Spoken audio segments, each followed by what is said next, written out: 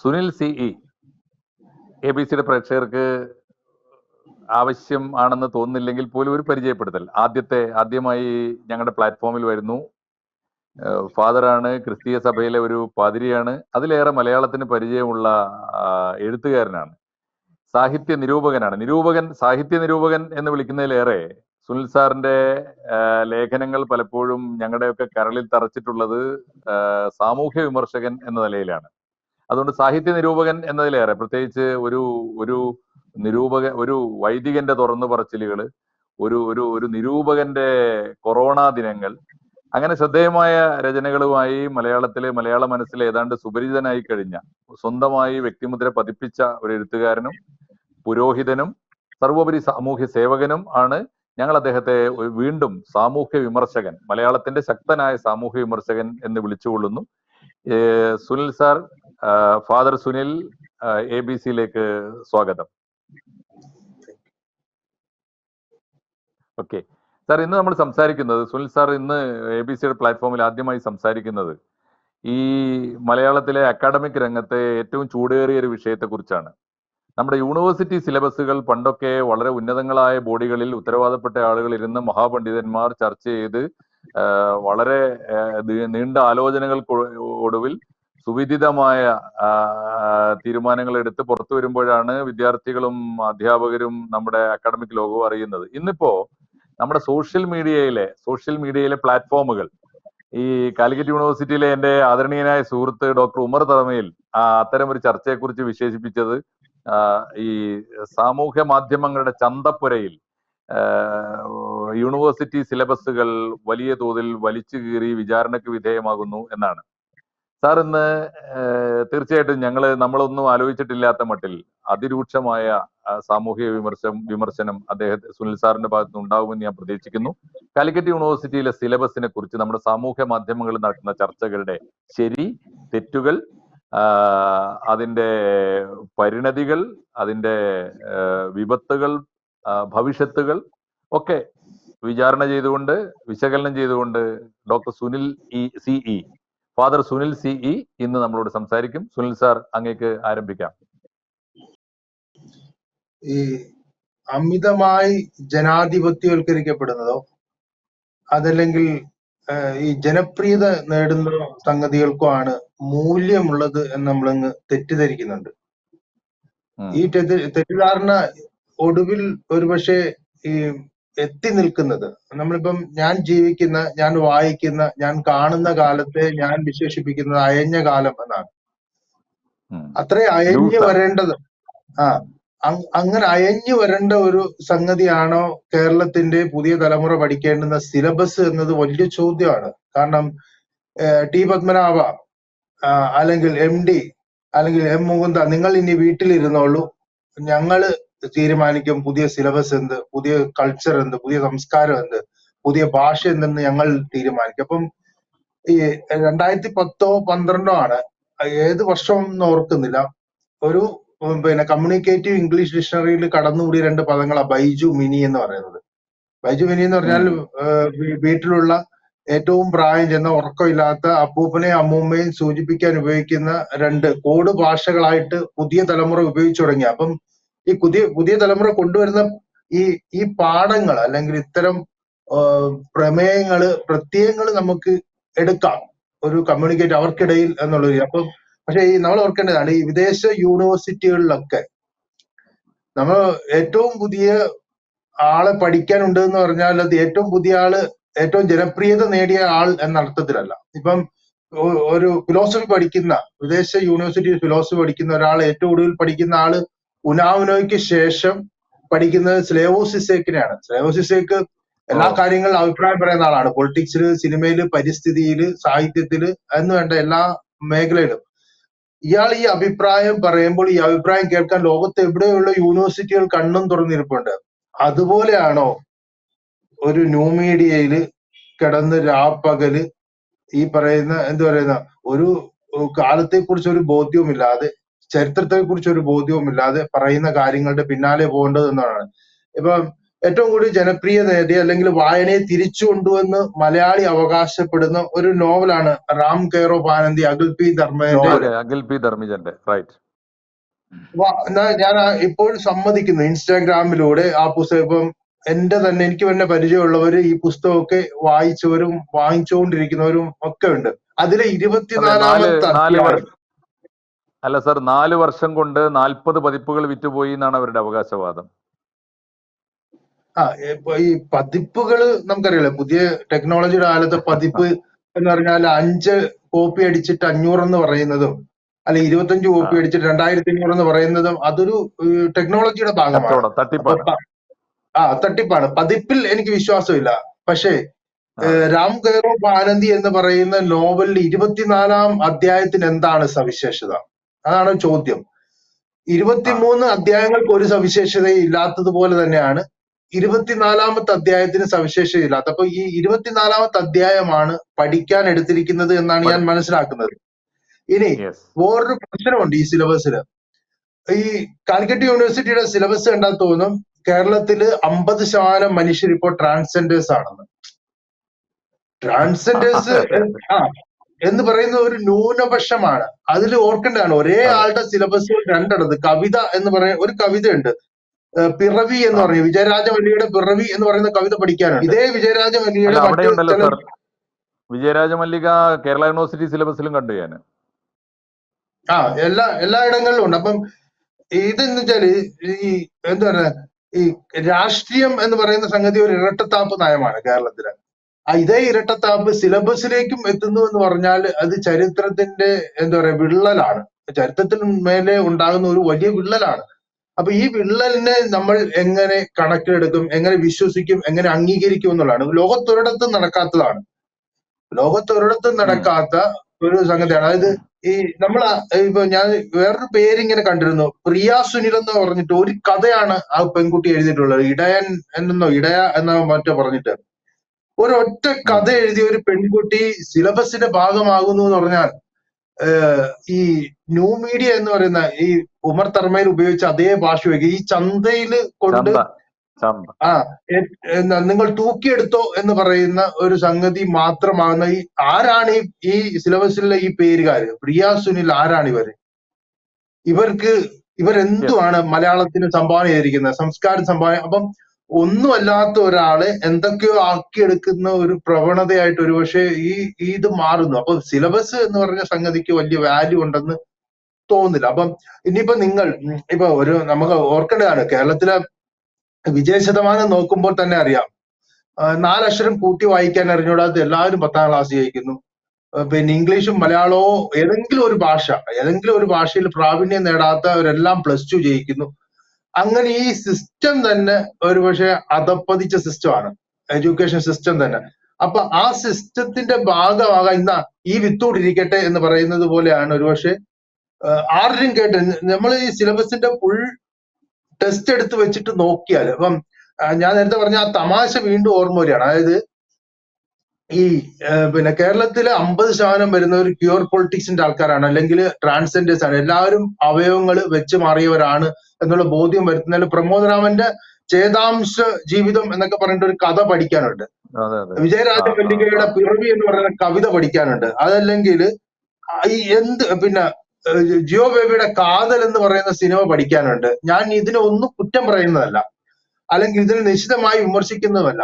ഇത് മാത്രമാണോ കേരളത്തിന്റെ പുതിയ സംസ്കാരം?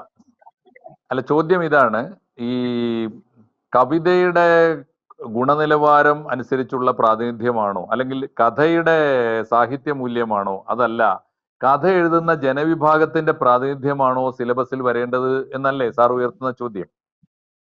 അതെ. ഇപ്പം കവിതയാണെങ്കിൽ പോലും പ്രശ്നമാണ്.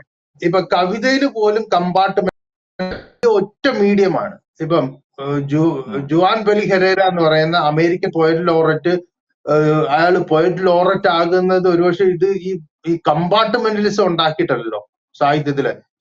അയാൾ കമ്പാർട്ട്മെന്റലിസം ഉണ്ടാക്കിയിട്ടല്ല. നോട്ട്സ് ഓൺ ദി അസംബ്ലേജ് എന്ന് പറയുന്ന കൃതി ഉണ്ടായതും അയാൾ പിന്നെ ഈ പറയുന്ന പോയറ്റ് ലോററ്റ് ആകുന്നതും കമ്പാർട്ട്മെന്റലിസം ഉണ്ടാക്കിയിട്ടല്ല, അയാൾ ഒരു കവി ആയതുകൊണ്ടാണ്. നിക്കനർ പാറ സംഖ്യ കൊണ്ട് കവിത എഴുതിയപ്പോൾ കവി ആയതുകൊണ്ടാണ്. അതെ, പക്ഷേ സുനിൽ സാറിന്റെ ഫാദറിന്റെ നിരീക്ഷണങ്ങളെ നേരത്തെയും ഞാൻ ശ്രദ്ധിച്ചിട്ടുണ്ട്. ഈ കമ്പാർട്ട്മെന്റലൈസേഷൻ, ഇപ്പൊ ഉദാഹരണത്തിന് അതെ ഈ പെണ്ണെഴുത്ത്, ദളിത് സാഹിത്യം, അതെ ഈ ആ, അത്തരത്തിലുള്ള സാഹിത്യത്തിലെ ക്ലാസിഫിക്കേഷനെ നിശിതമായി വിമർശിക്കുന്ന ഒരു രീതിശാസ്ത്രം മലയാള നിരൂപണത്തിൽ സാറ് നേരത്തെയും സൂക്ഷിക്കുന്നുണ്ട്. അത് കുറെ കൂടി സൂക്ഷ്മമായി നമ്മുടെ സിലബസുകളെയും ആ ക്ലാസിഫിക്കേഷൻ ബാധിക്കുന്നു എന്നാണോ? അതെ. ഗോത്ര കവിത എന്ന് പറഞ്ഞിട്ട് ഒരു യെസ്. സംവിധാനം കൊണ്ടുവരേണ്ടതുണ്ടോ? അതിനെ വേറെന്തെല്ലാം രീതിയിൽ അഡ്രസ് ചെയ്യാം? ഒരു മനുഷ്യൻ ഒരു പ്രാദേശിക ഇടത്തിരുന്ന് അനുഭവിക്കുന്ന സംഗതിയെ എന്തിനാണ് ഗോത്രം? ഇത് ഗോത്ര കവിത, ഇത് കാട് കവിത, ഇത് കാട് കയറി വന്ന കവിത, ഇത് കടലിൽ നിന്ന് മുക്കിയെടുത്ത കവിത എന്നൊക്കെ കടൽ പറഞ്ഞിട്ട് കവിത. ഇങ്ങനെ ആ കടൽ കവിത. ഇപ്പം യെസ്. കടലിന് അതിൻ്റെതായ ഒരു ഭാഷയില്ല. ഓരോ കടൽ തീരത്ത് ഓരോ ഭാഷയാണ്. അപ്പൊ ഇത് ആരെയാണ് ഓ, തെറ്റിദ്ധരിപ്പിക്കുന്നത്? ഈവൻ സച്ചിദാനന്ദൻ മാഷ്, അതല്ലെങ്കിൽ പി രാമൻ എന്ന് പറയുന്ന കവി, ആ, അതല്ലെങ്കിൽ അൻവർ എന്ന് പറയുന്ന കവി, ഇവരെയൊക്കെ അൻവർ തെറ്റിദ്ധരിപ്പിക്കാം. അലി. ഈ ഡി അനിൽകുമാർ എന്ന് പറയുന്ന കടലിന്റെ പ്രേതം ശരിക്കും പറഞ്ഞാൽ ഈ ഈ ആൾക്കാരെ ഒറ്റുകൊടുക്കുകയാണ്. തീരദേശത്തെ ജീവിക്കുന്ന മനുഷ്യരെ ഒറ്റുകൊടുക്കുകയാണ് ഇയാൾ ചെയ്യുന്നത്. ഇയാൾ ഒരിക്കലും കടലിന്റെ യെസ്. ഒരു തിരയും പോലും തൊട്ടിട്ടുണ്ടെന്ന് ഞാൻ കരുതുന്നില്ല. തീരത്ത് പോയി നിന്നു എന്ന് ഞാൻ കരുതുന്നില്ല. ഇയാൾക്ക് വല എന്താണെന്ന് അറിഞ്ഞൂടാ, വള്ളം എന്താണെന്ന് അറിഞ്ഞൂടാ. ഇയാള് ഏതോ ഒരു റിസർച്ച് ഇയാൾക്ക് മുമ്പ് ഉണ്ടാക്കിയ നിഘണ്ടുവിൽ നിന്ന് കുറച്ച് സാധനങ്ങൾ അടർത്തിയെടുത്തിട്ട് മുൻകൈ കടപ്പുറ പാസ്സാന്നൊക്കെ പറഞ്ഞിട്ട് പുസ്തകം ഇറക്കിയിട്ട് ആൾക്കാരെ കബളിപ്പിക്കുകയാണ് ചെയ്യുന്നത്. കടലിന് സാർ, ഒരു ഈ സ്ഥലത്തും എനിക്ക് തോന്നിയിട്ടുള്ളത് ഈ ഇന്റർനെറ്റിലെ കടൽ തീരമാണോ ഈ അനില് വിരാജിക്കുന്ന കടൽ തീരം? ആയിരിക്കണം. അയാൾക്ക് ഇപ്പം ഗൂഗിള് സെർച്ച് നടത്തി യാത്രാ വിവരണം എഴുതുന്നവരും ഗൂഗിള് സെർച്ച് നടത്തി നോവൽ എഴുതുന്നവരുടെയും കാലമാണ്. അപ്പം എന്ന് പറയുന്ന പോലെ അതെ. ഗൂഗിൾ ഇപ്പം ഓൾഡ് മാൻ ആൻഡ് സീ വായിച്ച ഒരാള് ഒരിക്കലും ഈ കടൽ തീരത്ത് ജീവിക്കുന്ന മനുഷ്യരെ വഞ്ചിക്കാൻ പോവില്ല. ഇയാൾ ശരിക്കും പറഞ്ഞാൽ ഇല്ല. കടൽ തീരത്തിന്റെ ഭാഷ എന്നൊക്കെ പറഞ്ഞിട്ട് ചെയ്യുന്നത് വഞ്ചനയാണ്. ശരിക്കും അങ്ങനെ ഒരു ഭാഷയൊന്നുമില്ല. നിങ്ങൾ അഞ്ചുതെങ്ങ് മുതൽ അല്ലെങ്കിൽ വർക്കല വരെ, അല്ല അഞ്ചുതെങ്ങ് മുതൽ പൊഴിയൂര് വരെ സഞ്ചരിക്കുമ്പോൾ ഓരോ സ്ഥലത്തും ഓരോ ഭാഷ, ഓരോ തരം പദങ്ങളാണ് ഉപയോഗിക്കപ്പെടുന്നത്. അത് അറ്റ് അതെ, ഈസി അതെ, അല്ല എളുപ്പത്തിൽ തീർച്ചയായിട്ടും സാർ. സംവദിക്കാവുന്ന ഇപ്പോ സംഗതി എന്ന രീതിയിലാണ്. അതെ, അതെ, ഞാൻ ചാവക്കാട്ട് നിന്ന് കണ്ണൂർ വരെ തീരദേശത്തൂടെ യാത്ര ചെയ്യുമ്പോൾ സാറ് പറഞ്ഞതുപോലെ ഓരോ കടൽ തീര ഗ്രാമങ്ങളിലും ഓരോരോ ഭാഷയാണ്. അതെ അതെ. അപ്പം ഈ പറഞ്ഞോ. പറയുന്ന അപ്പൊ ഈ കടലിൽ കയറി വന്ന് അപ്പം ഇനി ഇപ്പുറത്ത് ഇനി ഈ ദളിത് കവി എന്ന് അവകാശപ്പെടുന്നവർക്കിടയിൽ പോലും രണ്ട് ഗ്രൂപ്പ് ഉണ്ട്. അത് നമ്മൾ മനസ്സിലാക്കണം. ഈ പിന്നെന്താ പറയുന്ന സുകുമാരൻ ചലിയത്ത, അശോകൻ മറയൂർ, ആ, ഇവർക്കിടയിൽ അടി നടക്കുകയാണ് കാടിന്റെ പേരിൽ. കാടിന്റെ പേരില് അതെ, അതെ, അക്ഷരം വെച്ചിട്ട് അടി ഉണ്ടാക്കുന്ന ഏക ഭാഷ ഒരുപക്ഷെ മലയാളമായിരിക്കും. അപ്പൊ കാടിന്റെ അതെ, പേരിൽ അടി നടക്കാം. അതെ, കാട്ടുകവികൾ തമ്മിൽ അടി. അടി. പക്ഷെ അതിനേക്കാളും അതെ, ഭംഗിയായിട്ട് ഈ കാടിന്റെ ഭാഷ ഉപയോഗിക്കുന്ന രണ്ട് പെൺകവികൾ വേറെ ഉണ്ട്. ലിജിന കടുമേനി എന്ന് പറയുന്ന ധന്യ വേങ്ങച്ചേരി. ശരിക്കും ഇവരൊക്കെയാണ് ആ, ഭാഷ അതിന്റെ അക്ഷരാർത്ഥത്തിൽ വിനിയോഗിക്കുന്നത്. ഇവർ പക്ഷേ ഓ, സിലബസിന് ചവിട്ടി പുറത്താക്കപ്പെടുന്നുണ്ട്. ഇപ്പൊ ആരോ എവിടെന്നോ ഒരാള് പ്രകാശ് ചന്ദ്രല എന്ന് പറയുന്ന വേറൊരു കാട്ടിൽ നിന്ന് ഒരാളെ പിടിച്ചോണ്ട് വന്നിട്ടുണ്ട് പ്രധാന കവിയായിട്ട്. അപ്പം ഈ ഓട്ടോമാറ്റിക്കലി ഇനി 3 കാട് കവികൾ തമ്മിലായിരിക്കും അടി നടക്കാൻ പോകുന്നത്. സുകുമാരൻ ചെലിയേറ്റ, അശോകൻ യെസ്. മറയൂര്, പ്രകാശ് ചന്ദ്രൻ. ഇവരാര് സിലബസിൽ വരുമെന്നുള്ളത് ചോദിച്ചിട്ടാണ്. ഇവരാര് സിലബസിൽ വന്നാലും തീർച്ചയായിട്ടും കാടിന് ഗുണം ചെയ്യത്തില്ല. കാരണം എന്താണ്? കാടിന് അടുത്തറിയുന്ന, കാട്ടിൽ തന്നെ ജീവിക്കുന്ന, അല്ലെ കാടിന്റെ ഭാഷയെ കൃത്യമായി പോയിന്റ് ചെയ്യുന്നത് ഇവർ 3 പേരും അല്ല. ഇവരെക്കാൾ ഉപരി ലിജിന കടുമേനി എന്ന് പറയുന്ന ഒരു പെൺകവി, ധന്യ വേങ്ങച്ചേരി എന്ന് പറയുന്ന മറ്റൊരു ദളിത് കവിയാണ്. ഇനി അതെ, ഇവർക്ക് മൂപ്പന്മാരുണ്ട്. ഈ മൂപ്പന്മാരാണ് ഏറ്റവും വലിയ പ്രശ്നക്കാര്. ഈ പറയപ്പെടുന്ന ദളിത് കവിതയിലെ ഏറ്റവും വലിയ പ്രശ്നം എന്ന് പറഞ്ഞാൽ ഈ മൂപ്പന്മാരാ. എസ് ജോസഫ് എന്ന് പറഞ്ഞ ഒരു മൂപ്പൻ, രേണുകുമാർ എന്ന് പറഞ്ഞ കവി വേറൊരു മൂപ്പൻ, ആ കവി മൂപ്പൻ. കവി മൂപ്പൻ. പക്ഷെ ഇതിനകത്ത് മൂപ്പുണ്ടെങ്കിലും ഈ മീഡിയത്തോട് വിശ്വസ്തത പുലർത്തുന്ന ഡോക്ടർ എം പി മനോജ് എന്ന് പറയുന്ന അധ്യാപകനും കവിയും ലേഖകനും നിരൂപകനും ഒക്കെ ആളാണ്. ബാക്കിയെല്ലാം ആ, കബളിപ്പിക്കലാണ്.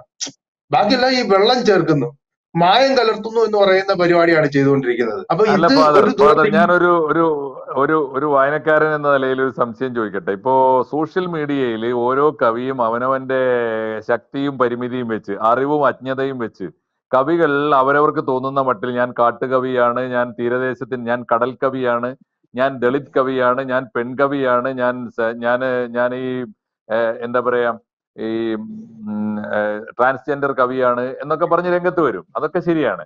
ഈ പക്ഷെ അത് ഈ ആധികാരികമായ ഒരു സിലബസിലേക്ക്, അതൊരു യൂണിവേഴ്സിറ്റിയുടെ സാഹിത്യ സിലബസിലേക്ക് ഈ കവികളെയൊക്കെ കൊണ്ടുവരുമ്പോ സാഹിത്യബാഹ്യമായ മൂല്യങ്ങൾ എന്തുകൊണ്ടാണ് പരിഗണിക്കപ്പെടുന്നത്? അതാണല്ലോ നമ്മുടെ ഗണ്യമായ വിഷയം. ആ വിഷയത്തിലേക്കാണല്ലോ നമ്മൾ അതെ. വരേണ്ടത്.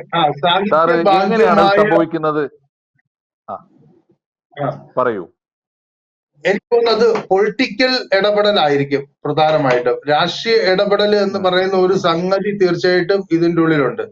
അപ്പൊ ഈ രാഷ്ട്രീയ കടന്നുകയറ്റം സിലബസിലേക്ക് വരുന്നു എന്ന് പറഞ്ഞാൽ, ഇപ്പം കേരളത്തിന്റെ അവസ്ഥ ഇതാണെങ്കിൽ നാളെ ഇന്ത്യയുടെ അവസ്ഥ എന്തായിരിക്കും എന്ന് കൂടി നമ്മൾ ആലോചിക്കണം. അപ്പം ഞാനവിടെ ദേശീയ ഭരണകൂടം അല്ലെങ്കിൽ ഒരു രാജ്യത്തിന്റെ ദേശീയ ശരീരവും അങ്ങനെ ചിന്തിച്ചു തുടങ്ങിയാൽ നിലനിൽക്കുന്ന കോൺസ്റ്റിറ്റ്യൂഷൻ പുറത്താകും, ഭരണഘടന പുറത്താകും. ഒന്ന്, നിലനിൽക്കുന്ന നാഷണൽ ആന്തം പുറത്താകും, നിലനിൽക്കുന്ന ഭരണഘടന ഉണ്ടാക്കിയ അംബേദ്കർ പുറത്താകും, ഗാന്ധിയൻ ഫിലോസഫി പുറത്താകും. അങ്ങനെ പലതും ദേശീയമായി പുറത്താകും. എന്ന് പറയുന്ന പോലെ ഒരു പ്രാദേശിക ഭരണകൂടത്തിന്റെ അമിതമായ ഇടപെടൽ കൊണ്ടാണ് ഒരുപക്ഷെ ഇത്തരം സംഗതികൾ സിലബസിലേക്ക് ഇഴഞ്ഞെത്തുന്നത്. ഈ രാഷ്ട്രീയ കടന്നുകയറ്റം തന്നെയാണ്. ഇപ്പം ആരാണ് ഒരുപക്ഷെ ഇതിനകത്ത് പഠിക്കാൻ മാറുന്ന മലയാളം, മാറുന്ന കവിത എന്നോ മറ്റോ പറഞ്ഞിട്ട് ഒരു എഡിറ്റഡ് വർക്ക് പഠിക്കാനായിട്ടുണ്ട്. എഡിറ്റഡ് വർക്ക് പഠിക്കാനുണ്ട്. ഇതിന്റെ ദയനീയ അവസ്ഥ ഓർക്കണം. ഈ പറയപ്പെടുന്ന ആ പേര് പറഞ്ഞ് ഞാൻ പ്രയോഗരാകുന്നു. ഇത് കേൾക്കുന്നവർക്ക് പെട്ടെന്ന് മനസ്സിലാകും ഇത് ആരാണെന്ന്. അയാൾ ബേസിക്കലി ഒരു ചിത്രകാരനാണ്. ചിത്രകാരൻ എന്ന രീതിയിൽ ഞാൻ അംഗീകരിക്കുന്നു. അയാളുടെ ഓൺ പ്രോഡക്റ്റ് ഒരുപക്ഷെ പഠിക്കാനായിട്ട് എടുക്കാനില്ലാത്തത് കൊണ്ട് രണ്ടുപേർ ചേർന്ന് കമ്പൈൽ ചെയ്ത് മാറുന്ന കാലം, മാറുന്ന കവിത എന്ന് പറഞ്ഞിട്ട് ഒരു പുസ്തകം എഡിറ്റഡ് വർക്ക് എടുത്തിരിക്കുകയാണ് പഠിക്കാൻ. എന്ന് വെച്ചാൽ ഇവിടെ അത്രയും ദാരിദ്ര്യമാണോ മലയാളത്തിൽ ലേഖനങ്ങൾക്ക്? അത്രയും ദാരിദ്ര്യമാണോ കവിതകൾക്കും കഥകൾക്കും? അത്രയും ദാരിദ്ര്യമാണോ ഉപന്യാസത്തിന്? അത്രയും ദാരിദ്ര്യമാണോ ഭാഷാ ഗവേഷണ പ്രബന്ധങ്ങൾക്ക്? PM ഗിരീഷ് എന്ന് പറഞ്ഞ അസാമാന്യമായിട്ട്, അയാൾ ചെന്നൈയിലാണ്, ഈ ഭാഷയെക്കുറിച്ച് എനിക്ക് ലിംഗ്വിസ്റ്റിക് തത്വശാസ്ത്രവും സൗന്ദര്യ സംഹിത അവതരിപ്പിക്കുന്ന PM ഗിരീഷ് നമ്മൾ പലപ്പോഴും പുറത്താക്കിയിരിക്കുകയാണ്. PM ഗിരീഷ് പുറത്താണോ സർ? ചെന്നൈയിലാണോ? ചെന്നൈയിലാണ്. അപ്പം അതുപോലുള്ളവർ ഭാഷാ വ്യവഹാര ശാസ്ത്രം പഠിപ്പിക്കുന്നവരും കൈമാറുന്നവരാണ്. അപ്പൊ അവരെയൊക്കെ ഒഴിവാക്കിയിട്ട് വേറെ ആരും കേട്ടിട്ടില്ലാത്ത, ഇപ്പൊ കേൾക്കണമെന്നൊന്നുമില്ല, ഈ കണ്ടന്റ് നമ്മൾ പരിശോധിക്കുമ്പോൾ ഈ കണ്ടന്റിന്റെ ഉള്ളിൽ ഈ പറയുന്ന ഒന്നും ഈ എന്താ പറയുന്ന പുതിയ കാലത്തിലെ തലമുറയെ ത്രസിപ്പിക്കുന്നതോ അല്ലെങ്കിൽ അവര് ഈ പറയുന്ന മീഡിയങ്ങളിലേക്ക് ചേക്കേറാൻ ഉപകരിക്കുന്ന ഒന്നും ഇതിനകത്തില്ല. വെറുതെ ഇൻസ്റ്റാഗ്രാം പറഞ്ഞു വരുമ്പോ നമ്മുടെ രാഷ്ട്രീയക്കാർ അല്ലെങ്കിൽ ഭരണകൂടം യൂണിവേഴ്സിറ്റി സിലബസുകളിലേക്ക് രാഷ്ട്രീയം കടത്തിക്കൂട്ടി അതുവഴി സംഭവിക്കുന്നത് സാഹിത്യത്തെ നശിപ്പിക്കുക മാത്രമല്ല, ഈ ക്ലാസിഫിക്കേഷൻ സംസ്കാരത്തിലേക്ക് കൊണ്ടുവരിക വഴി ഒരു ദേശദ്രോഹ പ്രവർത്തനം കൂടിയാണ് നമ്മുടെ ഭരണകൂടം അനുഷ്ഠിക്കുന്നത് എന്നാണോ? ഈ ദേശദ്രോഹം എന്നല്ല, ഇതൊരു ഇന്റരും പീരീഡിൽ സംഭവിക്കുന്ന ഒരു അഡ്ജസ്റ്റ്മെന്റ് ആണ്. പക്ഷെ ഈ അഡ്ജസ്റ്റ്മെന്റ് ഒരു തലമുറയെ ബാധിക്കുന്നതാണ് എന്നുള്ളതാണ് അതിന്റെ ഒരു സെൻസ്. ഒരു തലമുറയെ ബാധിക്കുന്നത് അതായത് 2010 മുതൽ 2035 വരെ പഠിക്കുന്ന വിദ്യാർത്ഥികൾക്ക് ഈ പറയുന്ന ഭാഷയും ഭാഷയുടെ അനുബന്ധ ക്രിയകളായ സാഹിത്യത്തെക്കുറിച്ചും സംഗീതത്തെക്കുറിച്ചും ചിത്രകലയെക്കുറിച്ചോ സംസ്കാരത്തെക്കുറിച്ചോ ഒരു വിവരവും വെള്ളിയാഴ്ച ഇല്ലാത്തവരായി മാറുന്നു എന്നാണ് രക്തം ചുരുക്കം. അതിന് ചില നേരങ്ങളില് ഈ രാഷ്ട്രീയ കക്ഷികളുടെ ഭരണകൂടത്തിന്റെ മേൽത്തട്ടിലിരിക്കുന്നവർ പിന്നെ ഒത്താശ ചെയ്തു കൊടുക്കുന്നു, അല്ലെ അതിന് കൈ കൊടുക്കുന്നു എന്ന് പറയുന്ന ഒരു അണ്ടർ ഗെയിം ഇതിന്റെ ഉള്ളിൽ നടക്കുന്നുണ്ട്. അപ്പൊ അന്ന് എത്രയോ പേരുണ്ട് ഏറ്റവും പ്രബലരായി ഇപ്പൊ ഇടപെടുന്ന. ഇപ്പൊ MK ഹരികുമാർ എന്ന് പറയുന്ന ആളാണ് നമ്മൾ ഈ പേര് കേട്ട അല്ലെങ്കിൽ നിരന്തരം പഠനത്തിന് വിധേയമാവുന്ന, ചർച്ചയ്ക്ക് വിധേയമാവുന്ന പല പിന്നെ ഗദ്യകാരന്മാരെക്കാളും മുമ്പിലുള്ളത്. അയാൾ പുതിയ കണ്ടെത്തൽ നടത്തുന്ന ആളാണ് MK ഹരികുമാർ. അയാൾക്ക് ഒരേ സമയം തത്വശാസ്ത്ര ബോധമുണ്ട്, തത്വചിന്തയായിട്ട് അടുത്ത് നിൽക്കുന്ന ആളാണ്, ഏറ്റവും പുതിയ ഫിലോസഫി അവതരിപ്പിക്കുന്ന ആളാണ്. അപ്പൊ അങ്ങനെയുള്ളവരെ നമ്മൾ വിട്ട് കളഞ്ഞിട്ട് ഒരു മലയാള ഭാഷ ദാരിദ്ര്യം നേരിടുന്നു എന്ന രീതിയിൽ മാറുന്ന കാലം, മാറുന്ന കവിത എന്നൊക്കെ പറഞ്ഞിട്ട് എഡിറ്റഡ് വർക്ക് കമ്പൈൽ ചെയ്ത് തുന്നിക്കൂട്ടി ഉണ്ടാക്കിയ ഒരു സാധനം എടുത്തിട്ട് ഇത് നിങ്ങൾ ഇതാണ് മാറുന്ന കാലത്ത് മൗലികമായ സൃഷ്ടികൾ അവതരിപ്പിക്കുന്നതിന് പകരം ഈ കമ്പൈൽഡ് വർക്കുകൾ കൊണ്ടുവന്നിട്ട് നമ്മുടെ പ്രതിഭാ ദാരിദ്ര്യം വെളിപ്പെടുത്തുന്നു. അല്ലേ? അതെ, സിലബസില് ഈ പറഞ്ഞ പ്രതിഭാ ദാരിദ്ര്യം മുഴച്ചു നിൽക്കുന്നു എന്ന വാസ്തവമാണ് മുമ്പിലുള്ളത്.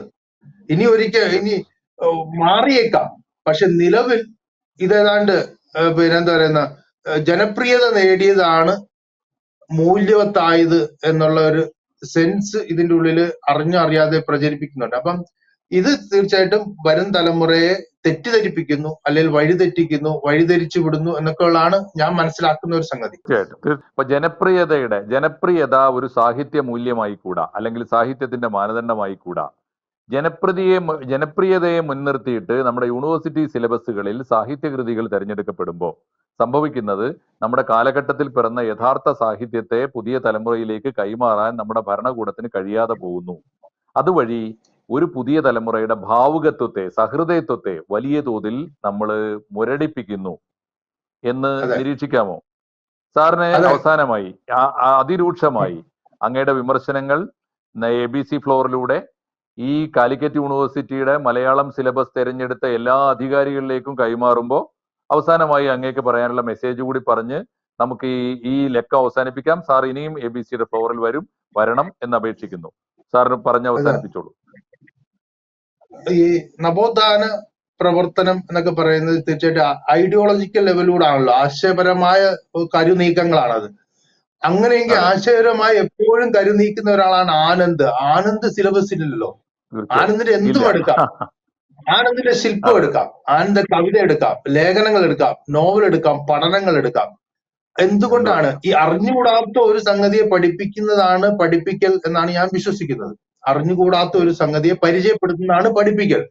ഇൻസ്റ്റഗ്രാമിൽ തന്നെയും പിന്നെ 24 മണിക്കൂറും ഷെയ്ഡ്സ് എടുത്ത് പ്രചരിപ്പിക്കപ്പെടുന്ന ഒരു സംഗതിയാണോ പഠിപ്പിക്കേണ്ടത്, അതോ ആനന്ദിനെ പോലെ ഭൗതികമായി ഒരു സമൂഹത്തെ വഴിതിരിക്കാൻ, മാറ്റിമറിക്കാൻ ശേഷിയുള്ള ഒരാളുടെ രചനകളാണോ എന്നുള്ളതാണ് എന്റെ ചോദ്യം. കാരണം ഇത് ഇപ്പറ്റോൾ അത് പൊളിറ്റിക്കൽ ആണെങ്കിൽ കൂടി ആനന്ദ് അത്രയും പൊളിറ്റിക്കലായിട്ട് ഇടപെടുന്ന ഒരാളാണ്. അപ്പൊ സക്കറിയ പൊളിറ്റിക്കലി ഇടപെടുന്ന എഴുത്തുകാരനാണ്. മുകുന്ദൻ കാലോചിതമായി ഇടപെടുന്ന ആളാണ്. ഇപ്പൊ നൃത്തം പോലെ ഒരു നോവൽ, അതായത് ഇന്റർനെറ്റിന്റെ വരിക്കാരനായി ഒരാൾ രംഗപ്രവേശം ചെയ്യുമ്പോൾ തുടക്കത്തിൽ വളരെ നേരത്തെ സാർ, അതെ നമ്മൾ ഇന്റർനെറ്റിന്റെ സ്വാധീനം മലയാളി അറിയുന്നതിന്റെ പയനീർ കാലത്ത്, ആദ്യകാലത്ത് എഴുതിയ ആളാണ്. അങ്ങനൊക്കെ ചെയ്യുന്ന ഒരു കാലത്തിനൊപ്പം സഞ്ചരിക്കുന്നവരുണ്ട്. കാലത്തിനൊപ്പം സഞ്ചരിക്കുന്ന ഒരു തലമുറയെ അപ്പാടെ വേരോടെ പിഴുതു മാറ്റിയിട്ട് ഇതാണ് പുതിയ കാലത്തിന്റെ സാധ്യതകള്. അപ്പൊ സാധ്യതകൾ അവതരിപ്പിക്കേണ്ട സ്ഥലമാണോ സിലബസ് എന്നുള്ളതായിരുന്നു എന്റെ ഒരു ആശങ്ക. സാധ്യതകൾ അവതരിപ്പിക്കേണ്ടതല്ല, സാധ്യതകൾക്കപ്പുറമുള്ള വരാനിരിക്കുന്ന നിത്യസ്രവന്തിയായ കാലത്തെ അവതരിപ്പിക്കുന്നതിനായിരിക്കണം സിലബസ് മുൻതൂക്കം കൊടുക്കുന്നത്. ലോകത്തെവിടെയും അങ്ങനെയാണ്. ലോകത്തെവിടെ ഇപ്പം സിസേക്കിന്റെ ക്ലാസ്സിൽ ഇരിക്കുന്ന വിദ്യാർത്ഥികള് എന്ന് പറഞ്ഞാല് എല്ലാത്തിനെയും കുറിച്ചും അഭിപ്രായം പറയാൻ അവർ യോഗ്യരായി മാറുന്നു. നമ്മുടെ ഇവിടുത്തെ ഈ സിലബസ് പഠിക്കാണ്ടിരിക്കും, ഈ സിലബസ്